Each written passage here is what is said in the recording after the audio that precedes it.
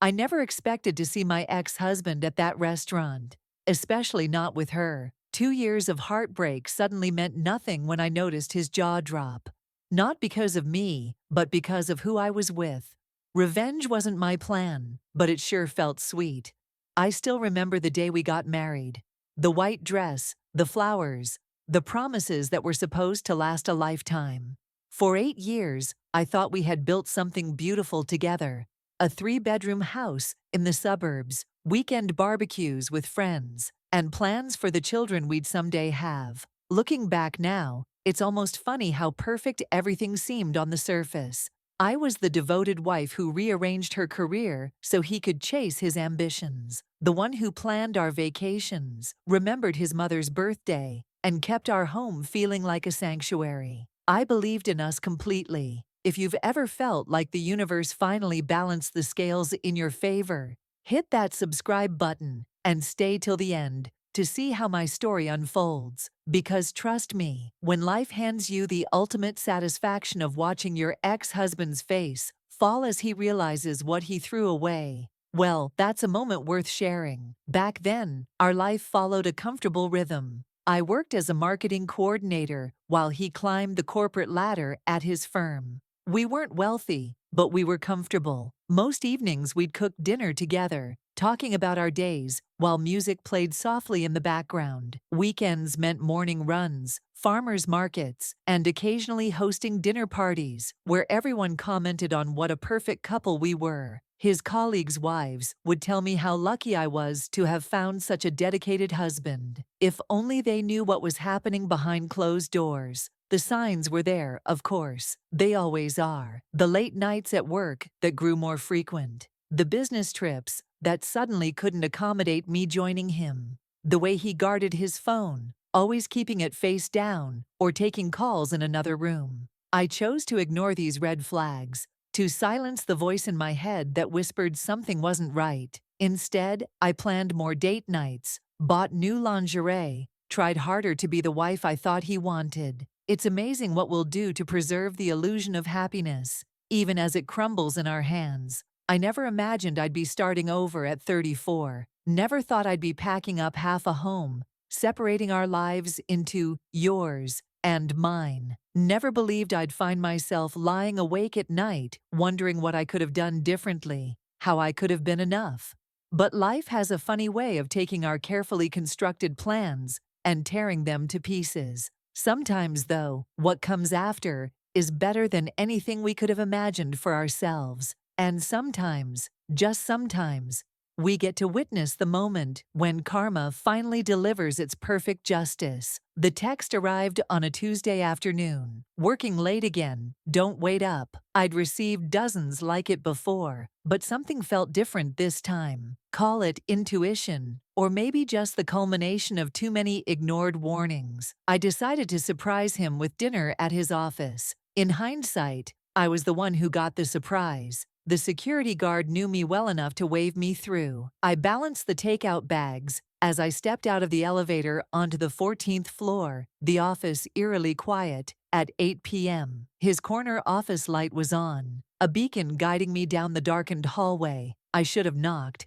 Maybe part of me already knew what I would find. She was perched on his desk, her skirt hiked up, his hands where they shouldn't have been. The takeout crashed to the floor before I even realized I'd dropped it. Their heads whipped toward me in perfect unison, like a choreographed dance they'd practiced. Her lipstick was smeared across his collar, such a cliché it would have been laughable if it hadn't been tearing my world apart. "It's not what it looks like," he stammered, the most predictable line in the history of caught husbands. But it was exactly what it looked like. His assistant. For how long, I later discovered? About 7 months, almost as long as we'd been trying to conceive a child. The next weeks passed in a blur of tissues, ice cream, and legal documents. He moved out immediately, staying at a friend's place that we both knew wasn't just a friend. I learned how quickly 8 years of marriage can be dismantled. Property divided, accounts separated, memories boxed up or thrown away. Our friends awkwardly chose sides or tried to remain neutral, resulting in uncomfortable group texts and declined invitations.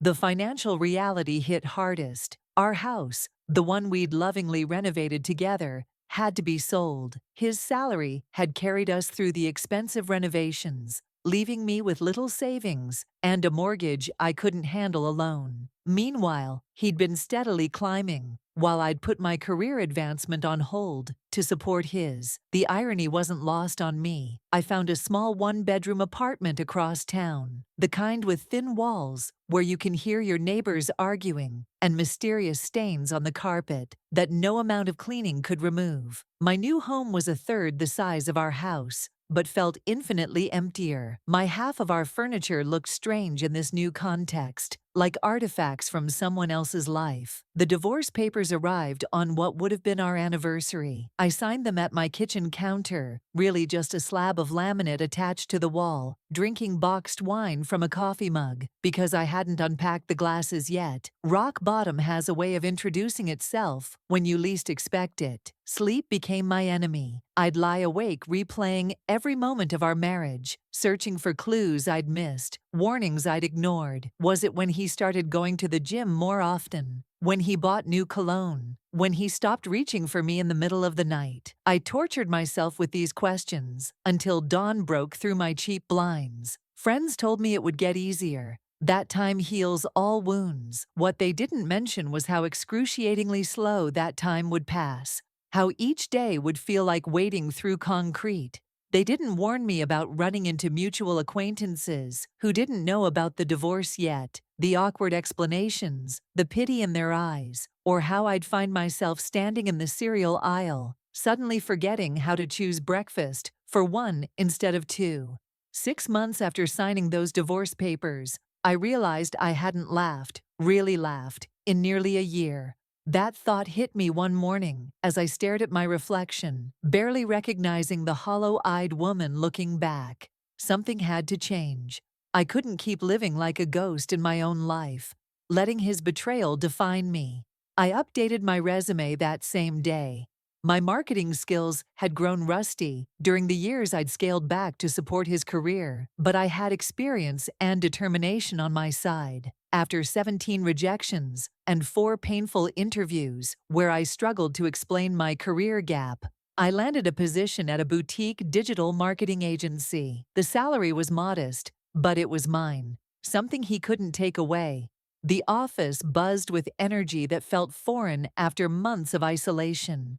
Young creatives with bright ideas and no relationship baggage. My first presentation was a disaster. I stumbled over words, clicked through slides in the wrong order, and nearly knocked over the projector. Instead of the ridicule I expected, my team offered suggestions and encouragement. "Everyone bombs their first presentation here," my manager said afterward. "Next time will be better." And surprisingly, it was. I started small with self-improvement. A haircut first, chopping off the long waves he'd always complimented, into a short, confident bob that framed my face. The stylist spun me around in the chair, and for the first time in months, I smiled at my reflection. "There you are," she said, and something inside me agreed. There I was, emerging from the shadows of who I'd been as someone's wife. Next came physical changes, not to attract someone new, but to reclaim myself. Morning runs along the river near my apartment became sacred time.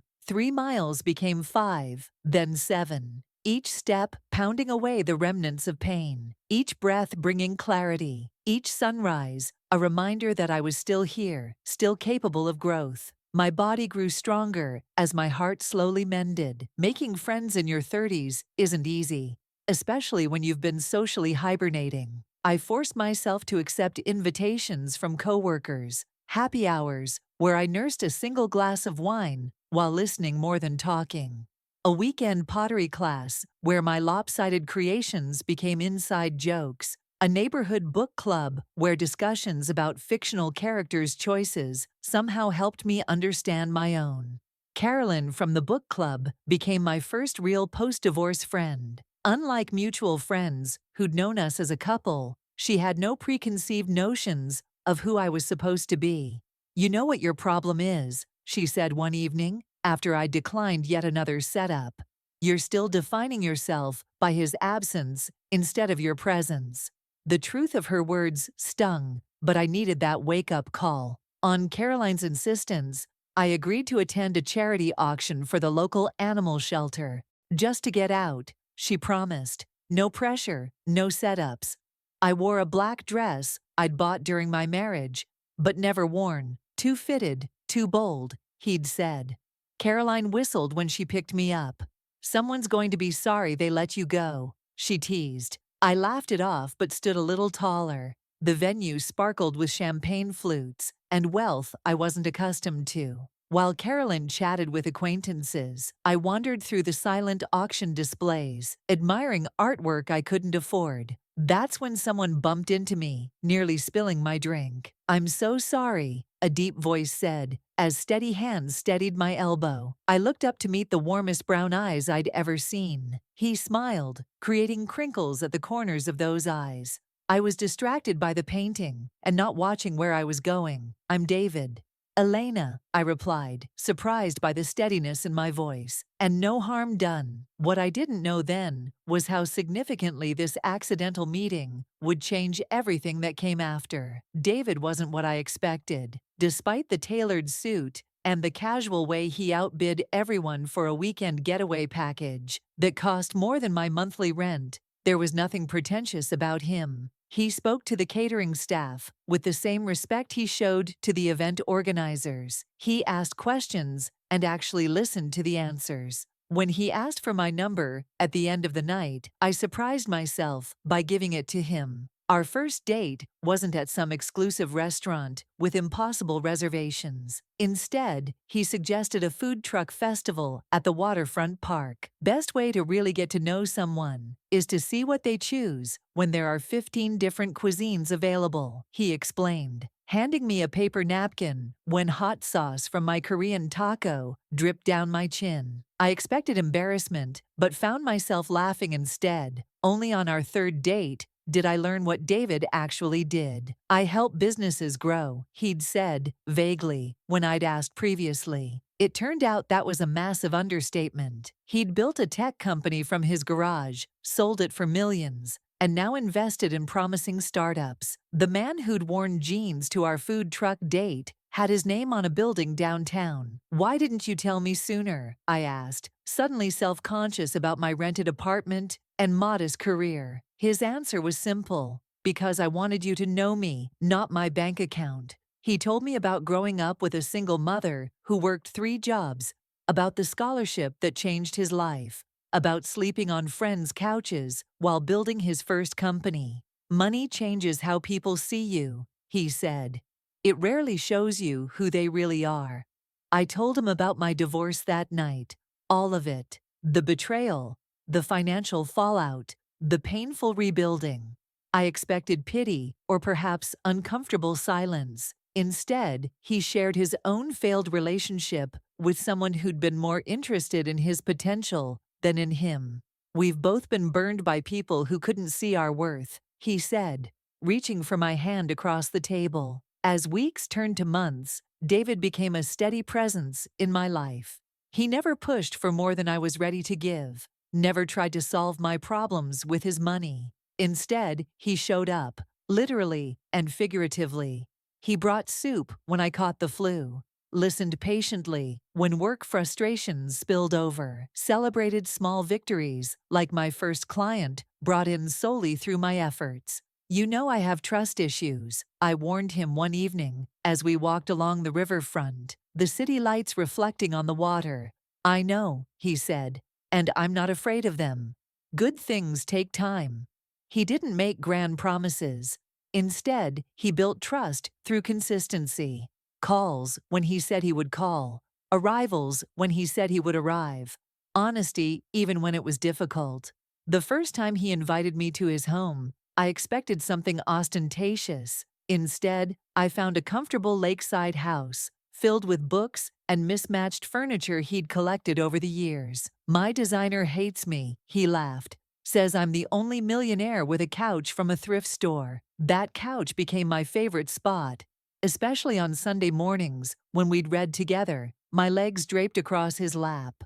6 months in, I realized I'd stopped looking for red flags, stopped waiting for the other shoe to drop, started thinking in terms of we instead of I, started seeing a future that wasn't defined by what I'd lost, but by what I'd found. "You're different," Caroline observed over coffee. "Lighter somehow." "He makes me feel safe," I admitted. It was more than attraction, more than compatibility. David made me feel valued, in a way my ex never had. Not for what I did for him, but simply for who I was. The night David first told me he loved me, we were in his kitchen, making pasta from scratch, flour dusting our clothes. Nothing special, nothing planned. Just an ordinary moment made extraordinary by 3 simple words. And when I said them back, I meant them completely. What I didn't know then was that our comfortable bubble was about to collide with my past in the most unexpected way. It was our 1-year anniversary when David suggested Ellsworth's, the new restaurant everyone in the city was talking about.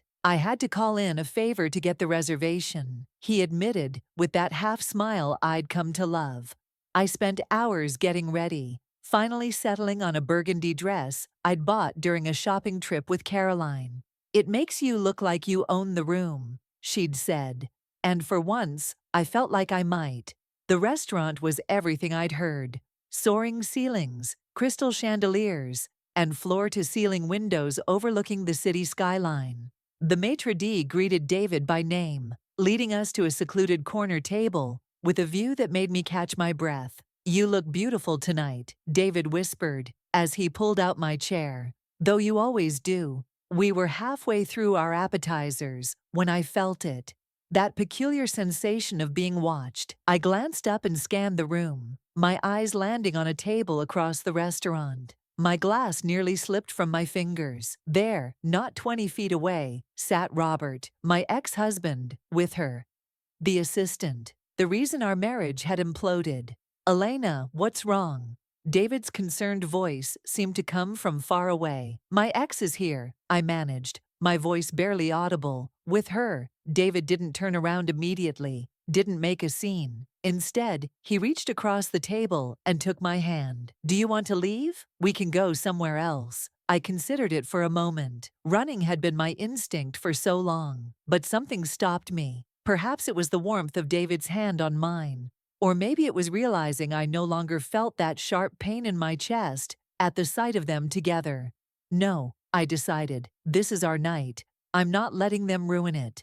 I'd barely finished speaking when Robert looked up and saw me. His double take would have been comical under different circumstances. His gaze shifted from me to David, then back again, recognition and confusion washing over his face in equal measure. He leaned over to whisper something to her, and she turned, her eyes widening slightly. What happened next played out like a scene from a movie I couldn't quite believe I was starring in. Robert excused himself from his table and made his way toward us, his confidence seemingly diminishing with each step. "Elena," he said when he reached our table, his voice carrying that forced casualness I remembered all too well. "What a surprise." "Robert," I acknowledged, amazed at how steady my voice sounded. "This is David, my partner. David, this is Robert, my ex-husband." David stood and extended his hand, the picture of grace. "Nice to meet you," he said simply. Robert's eyes flickered with recognition as he shook David's hand. I could almost see the mental calculations happening behind his eyes as he pieced together exactly who David was. The tech entrepreneur whose story had been featured in business magazines. The millionaire philanthropist whose donation had recently made headlines. "You look good," Robert said to me, his composure slipping slightly. I noticed his suit, the same one he'd worn to business functions during our marriage. The slightly frayed cuff that he'd tried to hide was now visible in the restaurant's perfect lighting. "Thank you," I replied. "Life has been kind." An awkward silence followed, broken only when the sommelier approached with the vintage wine David had ordered. Robert watched as the sommelier described the rare bottle, his expression a mixture of surprise and something else. "Regret, perhaps. I should get back," he finally said, gesturing vaguely toward his table. where his companion was watching us intently. "Good to see you doing well." As he walked away, his shoulders slumped slightly. I felt no triumph, no vindication, just a peaceful certainty that I was exactly where I was meant to be. "You okay?" David asked softly when Robert was out of earshot. I looked at the wonderful man across from me, then at my ex's retreating back, and realized something profound. "Actually," I said, raising my glass with a genuine smile, "I've never been better." We managed to enjoy the rest of our dinner, though I'd be lying if I said I didn't occasionally glance over at Robert's table. David, ever perceptive, never commented on it. Instead, he kept the conversation flowing, telling me about a new education program his foundation was launching. By dessert, I'd almost forgotten about the unexpected reunion happening across the room. It wasn't until we were waiting for the valet to bring David's car that Robert approached us again, this time alone. He looked uncomfortable, shifting his weight from one foot to another. "Elena, could I have a word?" he asked, his eyes darting nervously to David. I looked at David, who squeezed my hand reassuringly. "I'll wait right here," he said. Robert led me a few steps away. Up close, I could see the strain on his face, the new lines around his eyes that hadn't been there 2 years ago. "I didn't get to say it properly before," he began, his voice lower now, "but I'm glad you're doing well. You deserve it." The sincerity in his voice caught me off guard. This wasn't the confident, sometimes arrogant man I'd been married to. Something had changed. "Thank you," I replied, unsure what else to say. He hesitated, then continued. "Things haven't been easy. The firm downsized last year. I was let go." The admission clearly cost him. Robert had always defined himself by his career success. "Melissa and I are living in her apartment now. I'm doing some consulting, but it's not the same." I felt a strange mix of emotions, not satisfaction at his struggles, but a certain peace, knowing that life had its own way of balancing scales. "I'm sorry to hear that," I said, and meant it. Despite everything, I didn't wish him suffering. He seems like a good man," Robert said, nodding toward David. "He is," I confirmed. "The best I've known." Robert nodded, a flash of something like genuine regret crossing his face. "I should have been that for you," he said simply. "I know it's years too late, but I am sorry, Elena, for everything." The apology I'd once desperately wanted now felt like a postscript to a story I'd already finished reading. "Thank you for saying that," I replied. "I hope things turn around for you, Robert. I really do." As he walked back toward the restaurant, his shoulders squared as if bracing himself, I felt the last lingering thread connecting us finally snap clean. David was leaning against his car when I returned, his expression curious but not prying. "Everything okay?" he asked. "Better than okay," I said, suddenly feeling lighter. "Let's go home." Later that night, curled against David's side in his bed, our bed really, though I hadn't officially moved in yet, I told him about my conversation with Robert. "It's strange," I mused. For so long, I imagined confronting him, making him see what he'd thrown away. But when it finally happened, it didn't matter anymore. David thoughtfully traced patterns on my shoulder. "Sometimes the best closure isn't what we think we want. It's realizing we don't need it at all." The next morning, Caroline called, her voice bubbling with excitement. She'd heard through our dwindling mutual friends that Robert and Melissa were having problems. Apparently, the financial stress had revealed cracks in their relationship that infatuation had previously papered over. "Isn't that just perfect karma?" she crowed. "He left you for her, and now they're miserable together." But as I stood in David's kitchen, watching him make pancakes in his ridiculous Kiss the Chef apron, I realized I felt no joy in Robert's struggles. The woman who had been devastated by his betrayal seemed like someone I'd known long ago, a different version of myself I could remember but no longer fully recognize. "Actually," I told Caroline, "I just hope they figure things out. Everyone deserves a chance to get it right eventually." After hanging up, I walked over to David and wrapped my arms around him from behind, pressing my cheek against his back. "What was that for?" he asked, turning to face me. Looking up at him, I finally understood that the best revenge hadn't been seeing Robert's face fall when he realized who I was with. It was finding the happiness I deserved all along.